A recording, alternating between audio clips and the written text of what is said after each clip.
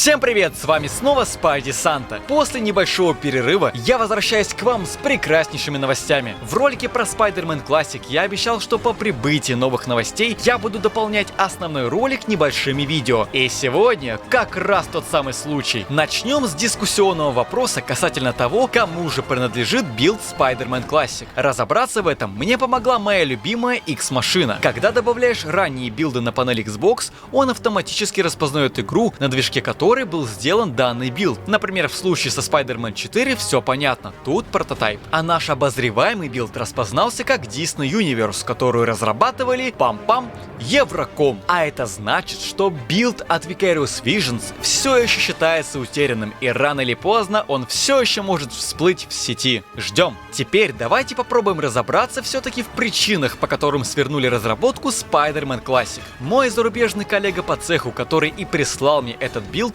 рассказал, что у него на руках была документация к билду, которую запрещено распространять во избежание юридических проблем. В той документации Евроком делились с успехом, что процесс идет успешно, возлагали огромные надежды на Spider-Man Classic и говорили, что дела у них намного лучше, чем у Binox. Это ключевая фраза. Из нее мы узнаем, что между студиями была конкуренция и, возможно, шла борьба за тендер на разработку новой игры про Паука. По всей видимости, за такую возможность сражались Binox, Евроком и Shaba Games. По словам моего анонимного коллеги, документ гласит, что Activision в конце концов все равно настояла на закрытии проекта. И в качестве причины в документации было указано не банкротство Shaba Games, а то, что Activision не верили в успех игры в стиле 2.5D. И даже переключение геймплея от третьего лица не спасало ситуацию. Данный стиль попросту считался устаревшим для 2009 года. С Евроком разобрались. Их двумерное с кепкой говнецо никому не сдалось. А что же произошло со старшей сестрой Classic? Тут не все так очевидно. Activision закрыли студию Shaba Games 8 октября 2009 года. Первый же игровой билд Shattered Dimensions от Binox был выпущен 2 октября того же года, до закрытия Shaba Games. Я предположу, что Activision объявила конкурс на разработку игры.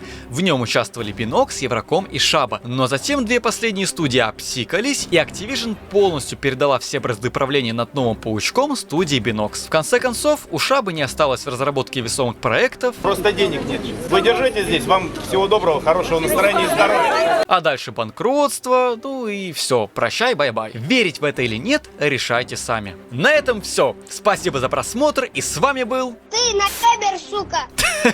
Ну конечно же, я бы не стал делать целый отдельный ролик ради этой пустышки. Сегодня у экранов я вас собрал ради новых, найденных гением Карпатом тестовых анимаций. Давайте сразу к делу. Первая немного скучноватая. В ней нечто похожее на то, что я описывал в основном разборе. Еще одно совместное слоганом добивания рандомного противника. А вот дальше уже круче. Помните, разработчики в интервью писали, что имелась возможность переключения геймплея между Пауком и Росомахой. И наконец-то мы увидели, как это планировали реализовать. Внимание на экран.